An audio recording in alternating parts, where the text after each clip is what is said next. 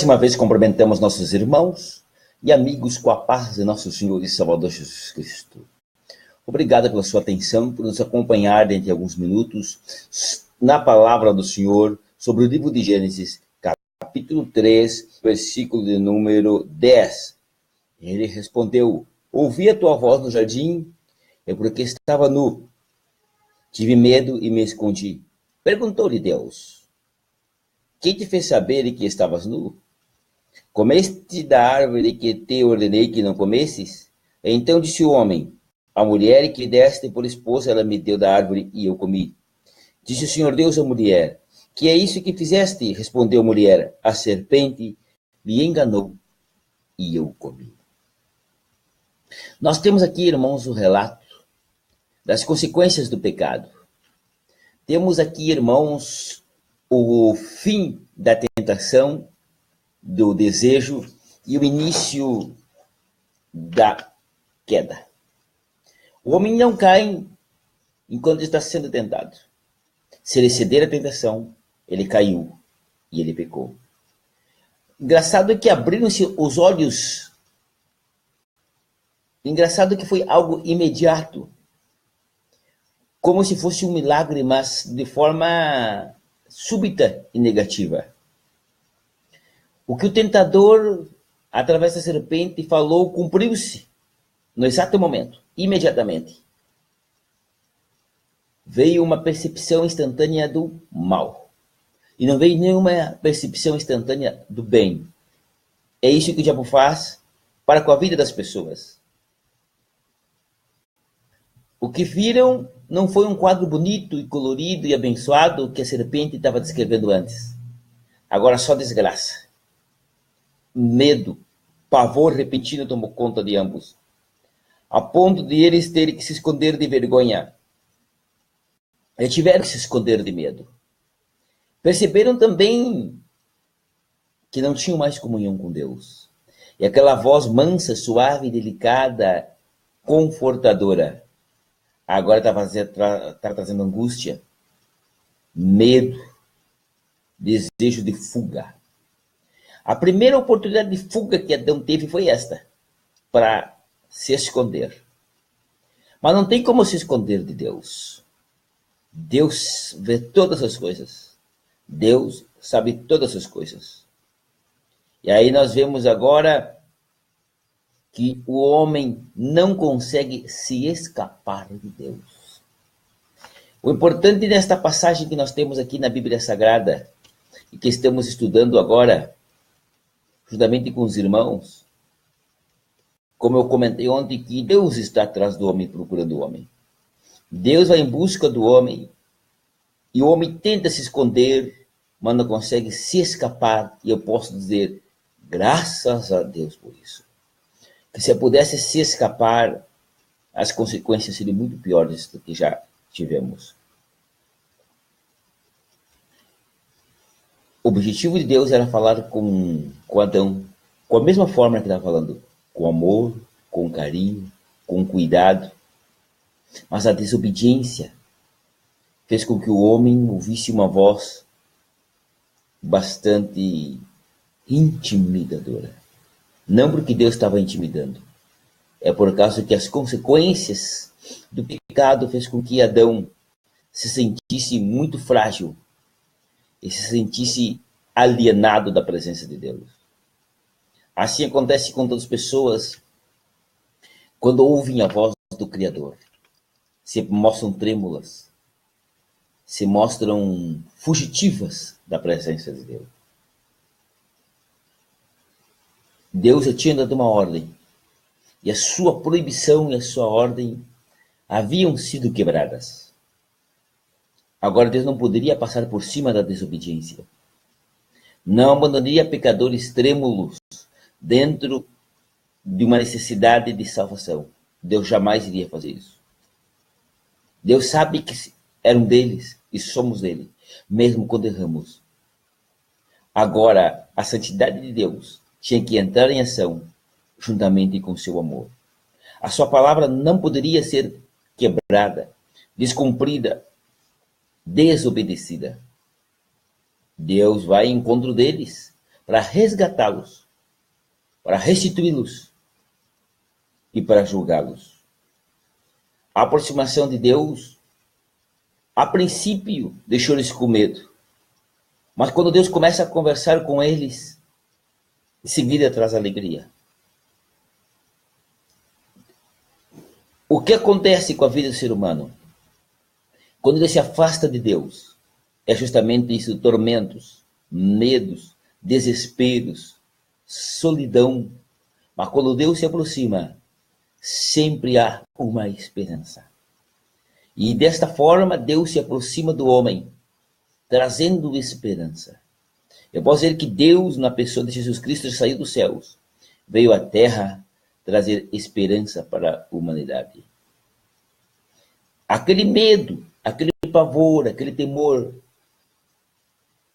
param, se estagnam, tornam-se estanques, porque Deus começa a agir em favor do ser humano. Deus não veio aqui com trovões, com raios, com cajado, com chicote na mão.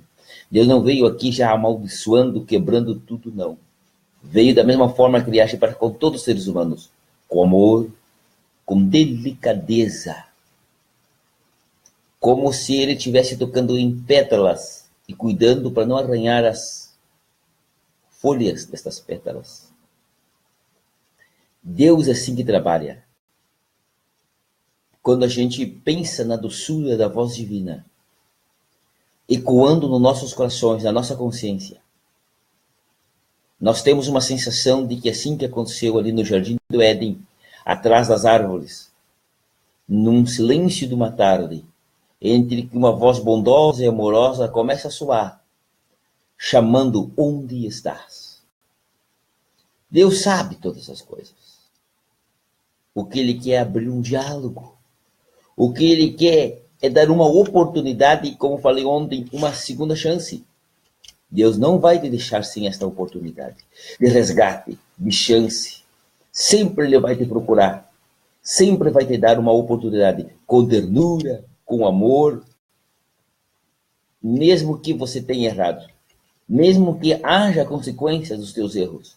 Mas Deus não age conforme a consequência dos teus erros. Daí vai dizer: mas como, pastor?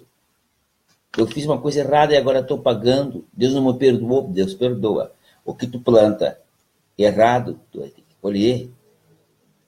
O que tu fez de errado, tu vai ter que consertar. Agora, Deus te dá força para consertar. Deus dá graça a consertar. Deus é o principal preocupado no conserto da vida, seja lá o que tenha acontecido. O que Deus quer, que você reconheça que é um pecador. Reconheça que você errou. Mas reconhece também que a justiça de Deus, ela é remedial e não retributiva. A justiça de Deus é restauradora e não aniquiladora. A justiça de Deus não é separatória. Observamos a justiça humana, principalmente a criminal, nos casos graves. Ela separa o homem da sociedade para que ele não volte a cometer. A justiça de Deus restaura o homem para que ele não venha a cometer. Então o procedimento de Deus vem com misericórdia, vem com compaixão.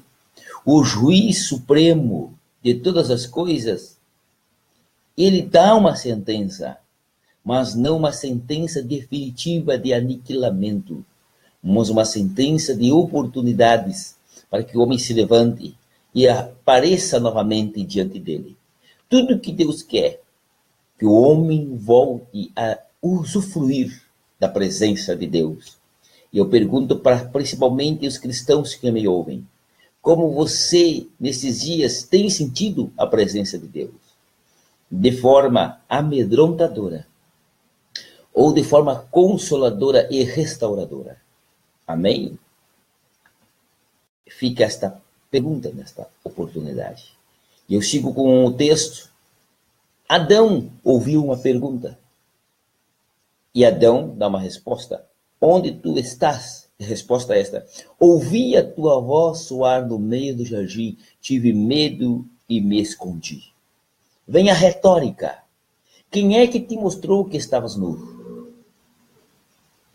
Deus sabia o motivo da nudez, mas Deus deu uma oportunidade para o homem se arrepender deu uma oportunidade para o homem dialogar com Deus e pedir uma saída.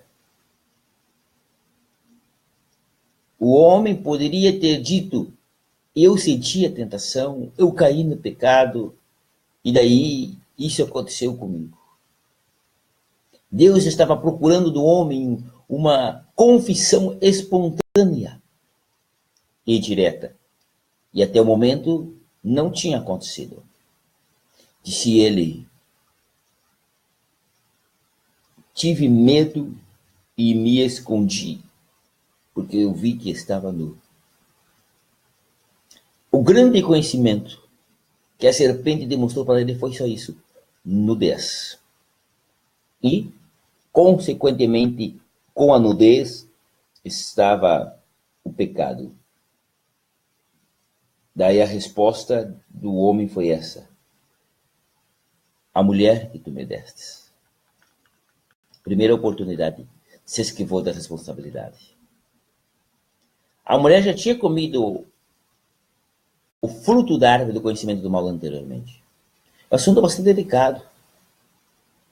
Muito delicado e nunca comentado. Porque a maior parte dos comentaristas, eles falam da queda do homem por causa da Eva. A Eva tinha comido e não estava nua. Depois ela deu para Adão. E Adão ficou nu. O pecado se materializou, se concretizou com Adão, porque ele era o responsável da voz divina. Foi o primeiro a escutar a voz divina. Antes disso não tinha acontecido nada. A mulher já tinha comido.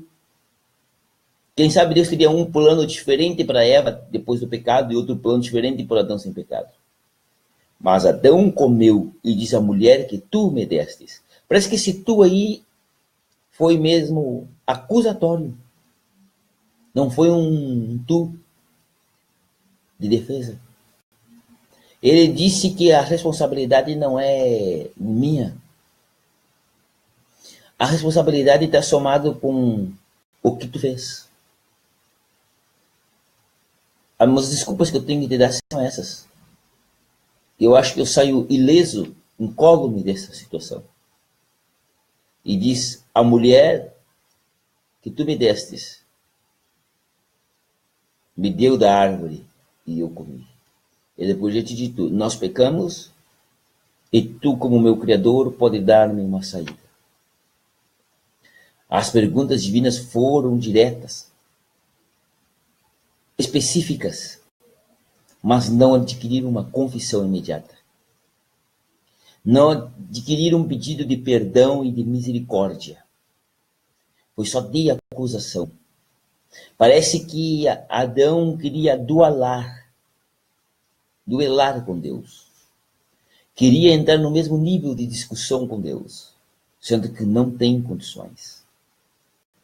Daí começam ambos a apresentar desculpas de responsabilidades de um, passando para o outro e passando para o outro. Lamentavelmente, quem não deveria ouvir esse tipo de desculpa no momento é Deus. A mulher observou a defesa esdrúxula do marido. E também não quis assumir a responsabilidade e jogou sobre a serpente. E a serpente daí não teve como passar adiante. Porque a serpente sabia quem estava na frente deles. Um homem que tinha recebido domínio sobre todos os animais selváticos. Como está registrado no livro de Gênesis capítulo 1, e já dissemos esse comentário. E a serpente tinha uma noção que aquele homem tinha recebido também poder do Criador de todas as coisas, que também estava ali presente. Não havia outra alternativa. Ela não assumiu responsabilidades, mas carregou um castigo. Carregou uma culpa pelo ato do homem. É natural hoje as pessoas, sempre assim, colocar a culpa em cima dos outros. Colocar os pecados em cima dos outros. É natural o homem não assumir responsabilidades. Mas esse não é o plano de Deus. E por o homem não assumir responsabilidades, por o homem não querer um escape direto da mão de Deus, Jesus Cristo se fez carne e habitou entre nós e levou sobre si as nossas iniquidades. E pelas suas pisaduras fomos nós sarados. Deus não achou ali no momento alguém que assumisse a responsabilidade. Mais tarde, Jesus assumiu a responsabilidade pela humanidade, para que através dele nossos pecados sejam perdoados. E que cada um de nós possa encontrar em Deus uma voz meiga, uma voz mansa e pacífica. E nós vamos observar que Deus não lançou a responsabilidade sobre Adão. Não, Deus não disse, tu és o responsável, não. Deus não deu esse tipo de resposta. Porque ele sabia em quem iria lançar a responsabilidade sobre as costas de Jesus Cristo. Eu quero dizer nesta tarde para todos, Jesus levou sobre si os nossos pecados. Jesus levou sobre si os teus pecados. Ele assumiu a nossa responsabilidade. Ó meigo Salvador, ó meigo Redentor, um homem capaz de assumir aquelas culpas que nós pratiquemos e nós não temos condições de assumir. Então, eu quero te dizer nesta oportunidade, Jesus levou sobre si todos os nossos pecados, levou sobre si todas as nossas iniquidades, ou seja, assumiu uma responsabilidade que não era dele. Comece a lembrar-se disso. O meigo Redentor, o meigo Salvador. E a todos os irmãos e amigos que estão curtindo e mandando suas mensagens, eu ainda repriso, Jesus assumiu as nossas culpas e levou sobre si as nossas dores, assumiu a responsabilidade pelos nossos erros. Por isso é necessário aceitar Ele como Salvador, que Ele pode te redimir, apagar todos os teus pecados. Que Deus te abençoe nesta tarde. E mando um abraço especial a todos os ouvintes desse abençoado programa. E que a palavra de Deus, que é explicada aqui como ela é, continue trazendo efeito nos teus corações. E é assim que pregamos na nossa igreja, mostrando que sempre Deus tem uma saída e que em Deus tem sempre a tua vitória. Já falei aqui, nós não estamos preocupados com o teu dinheiro, não é por causa disso que temos igreja. Pode deixar teu dinheiro no banco. Estamos preocupados com a tua salvação e com a volta de Jesus. Que Deus te abençoe e que Deus te guarde para a honra e glória do seu nome. Amém.